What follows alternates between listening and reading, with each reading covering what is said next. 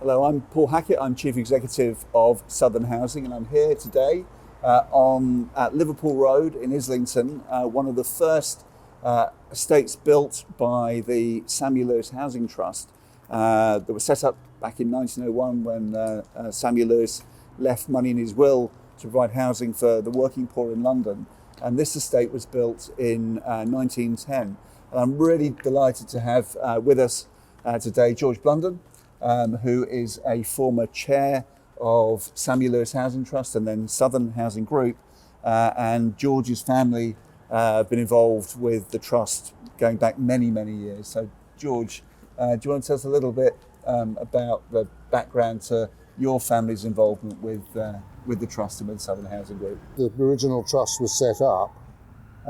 It had a number of the Samuel Lewis family members on it, but to give it some legitimacy and make sure it did what it was designed to do and what Sam wanted it to do, both the Family Welfare Association and the Guinness Housing Trust had representatives.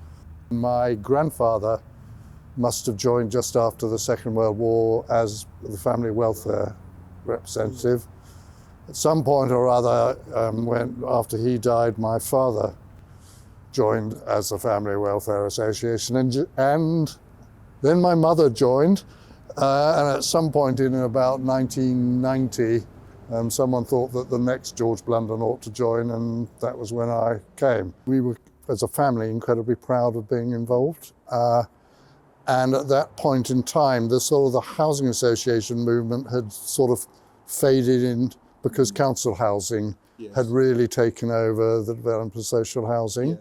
But as we moved into the Thatcher area and councils were stopped, then the housing association movement had to pick up and take up the strain. And so it was, for me, a very interesting time. It moved from being looking after the old estates like this one into actually thinking, how do we produce housing for people in the 1990s? The fact that we were connected with Samuel Lewis was very influential to me. I spent some time as a community worker before ending up going into the city to earn a living. But, so you've really seen both sides. Important. I've seen both sides. The social and the financial, which of course is so fundamental to the way that we provide housing and the operation of housing associations.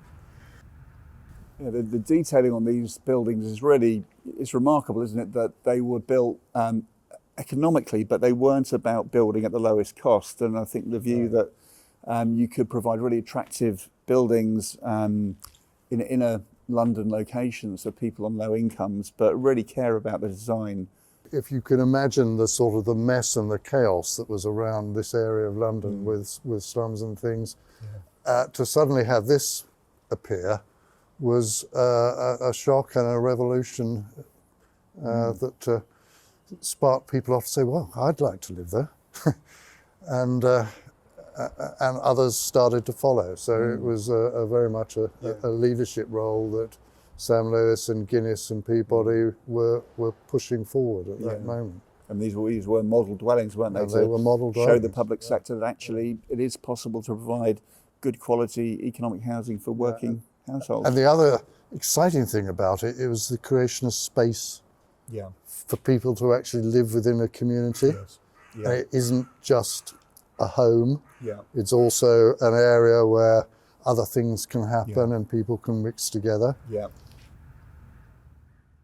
So George, council housing really began to, or building of new council housing began to really decline by the early 1980s. And housing associations, the role of housing associations became much more important. And from a period when the trust wasn't building an awful lot in the kind of post-war years, suddenly grant money was available and the organisation was doing much more. What are your thoughts and recollections of that time and what it was like in housing associations like Samuel Lewis around that time? For us, it was a wake-up moment because we obviously had a lot of assets, and that meant we were in a financially good position to actually then take government grant and look at other ways of funding. So it was really important for us. And at that moment, we also decided that we needed to move from being a central London provider of housing to being something else. Yes. And the coastal counties merger occurred very early on in my chairmanship, and it gave us that new geography, which became the reason why we changed our name to Southern. Right, I see. And it was suddenly we were a very large provider of housing in the southeast, and we had a responsibility to start developing, and the developments really arose from that moment. And in those days, government grant was very high. Yes. And it was really easy to build because you were being provided with quite a lot of money from government. You must have had to gear up and put in place a new development team and bring in new skills. That must have really changed the nature of the organisation and the people that worked in it. Then developed the sort of conflict between looking after the existing tenants and the excitement of the new. Yes. And that has been a conflict that housing associations have had to deal with and with ever since. Yeah, because before that, it was people who looked after the people on the estates, and there was a limited amount of development. And suddenly you had the arrival of the development team and the plans for the future, and that excitement, as opposed to actually we need to make sure we keep up the quality of the properties that people are living in. And such a dilemma for housing associations today, isn't it? On the one hand, we have a housing crisis. On the other hand, we have to make sure we're investing in our existing stock and getting the balance right for boards is such an important task. And I'm sure we'll touch on later what sort of housing do we need to build, and how has it changed? And you look at the blocks here, and you then think about what we then built in the sort of the 90s and the noughties. And then what do we need to do after that? As we said, George, these early estates were really innovative in the design and the development. And when you were chairing Southern Housing Group back in the 90s, housing associations were being asked to innovate and to do things differently in the provision of affordable housing. Looking back at that time, what are the things that you recall that you're particularly proud of that sort of marked out Southern in those days? So what was important for me was to make sure that we were still building groups of homes where we're part of a community, and bring back that sense of community and space where kids could be around and play. And the other things was we were obviously thinking about new ways of building. Again, back in the 90s, not many people were really doing that, so that was really innovative. This was the Millennium Project, along with the ones that we did on these estates, which was to bring them up to scratch. So great that an organisation that innovated back in the very early 20th century and again in the 90s was innovating. And on the sort of housing management side, the approach on housing management here was very innovative and community development work. And I know that's something that you're really passionate about, George, and that it's more than just providing homes, it's also providing a really good housing management offer and supporting communities in the widest sense. When these estates were first built, I guess the approach to funding that some of the early trusts took would probably be considered as impact investing today. This estate was used to mortgage a £100,000 loan to build Lisgar Terrace over in West Kensington. Really early example of private finance before private finance was really invented. It would have been really interesting sitting on the board of trustees when they went through that discussion. Absolutely. Because that must have been a real argument, and the fact that probably the people who were the trustees knew the chairs of the banks and were able to actually convince them that this was going to be a good thing to do, and it would be their way of helping. And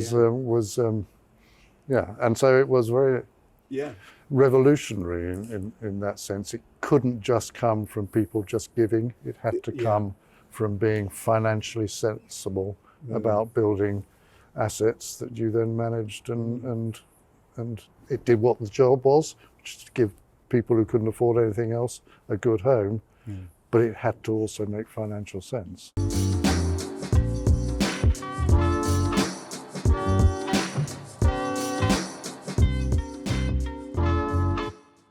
I thought you might be interested in having a look at these, George. We've got some old documents that go right back for years, covering different aspects of the estate. So here we have a Samuel Lewis Trust Buildings, Liverpool Road, Islington, registered number 2. This one has details going back to the 1950s. We've got various bits of information in here relating to people's technology. This isn't it? Yes. Yeah, amazing. So, and there's so much more. We probably wouldn't be allowed to keep this sort of detail. Yeah, I think No, GDPR might give us a problem these days with this kind of information. But yeah, back in these days, of course, there was no computerization, so meticulous records were taken by hand. There's something here that might interest you, actually, George, which I noticed earlier on. At the front of the book, it's got the details of the trustees. And down here is your, I think, is that your father? No, my grandfather. Your grandfather, G. Blunden, Esquire. 1954. And interestingly, when I became chair in the early 90s, I still had someone from Guinness. And I was the Family Welfare Association representative, and I had a very grand person called Sir Ashley Bramall, who had been the chair of the GLC, who was also a trustee, who definitely kept me in order. So even back in those days, a remarkable group of people that were still overseeing and making sure that the Sam Lewis trustees did a good job. Yeah, I guess that they recognise the importance of having different voices around the table. As you were mentioning earlier on, George, that it was under your tenure that residents first came onto the board as well. And how did that work out? It allowed me actually to be able to lose the Guinness and the London County Council, because I've actually then had people who were actually living there and had a real day-to-day sense of what we were doing right and what we were doing wrong and what needed to be done. And today, that having the lived experience on a board is becoming pretty much standard practice. But back in the 90s, that was quite an innovative move that not many housing associations had that. So it's great to hear that that's something that you promoted and that worked for the organisation back in those days. But these kind of communal areas are really nice, aren't they? Yes. People have got their benches here, little tables. They use it. It brings people together so they can talk to each other and meet each other's kids and so on. It creates community, doesn't it? It binds people together. And communities are good for landlords, because people look after, feel proud of where they are, or they don't and they ask for something, and that's important that they do. There's something very timeless about these sorts of developments, I think, compared to an estate like the Barbican, which built with those modernist principles for the car, a podium. It's difficult to read how that development works. The doorways, the entrances, everything's very clear here. It's relatable because it's human in scale. Yeah, it's interesting that this is now how we're building things again. Yeah, it's fascinating, isn't it? That we're building car-free developments. And we're building car-free developments, and so it was not revolutionary, but it was relevant at the time, and it was, and now we're coming back to the fact that people are on different forms of transport. And that's the way that we need to start thinking about what we build. And as you said, the example in Hackney where the new developments were recreating streets, moving away from modernism, that we're actually building places like this again that are street-based or court-based housing that are dense but not high-rise. Yeah, and it's important that we always remember that a home is not just the bricks. It's the community that you're in. And one of the things that I used to challenge the development team, and particularly the young ones in their 20s, and I say, well, look back to when I first was born. No one had televisions. Very few people lived on estates with the motor car. And how we then changed housing to accommodate the revolutions that occurred. We need to think about what is going to be applicable, what changes are going on. And people never realise how much things changed, how quickly they changed. So if we're not thinking about it now, we're going to be building the wrong homes in the future. We need to future-proof, you're absolutely right. And I think one of the interesting things about housing associations is that we are really long-term organisations with a long-term mission, long-term stewardship of these homes and assets. So if you think back 122 years when Sam Lewis left his bequest to build estates like this, so much has happened in society, as you say, with the car and technology. Yeah. If you think ahead 122 years, what would you like to see the organisation do over the next 10, 20, 50, 100 years' time? So unless we've been completely eliminated by robots, because AI has actually taken over the world, we've got people there. Yes. And people are the same. They want to fall in love, they want to be with partners, they want their families to grow up in an environment where they can do fun things and have adventures. And we must constantly deliver homes, the part of a community that people want to be in. Yeah. And that's what Sam did 100 years ago, was built this lot, which everyone locally wanted to be in because it was so remarkable. Yeah.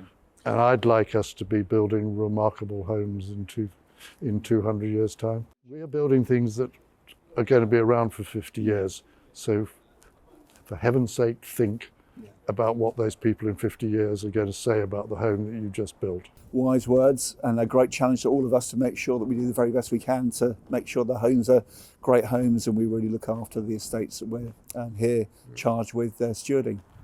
Well, George, thank you very much. Great. It's been fantastic walking around the estate with you. No, it's lovely to be back. And hearing about the history of the organisation and your family involvement with it.